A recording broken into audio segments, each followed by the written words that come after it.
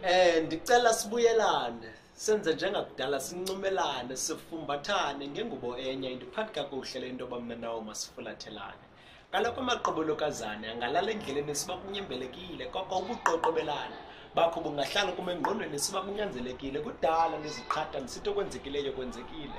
Ulilungu lam lokuba mandiphile qete okomkila ndisakwazi ukuba mandime geqe. Ndicela sibuyelane siphinde sithethathethane sivane sisombululenyewe ngokuyihlaba amahlongwane.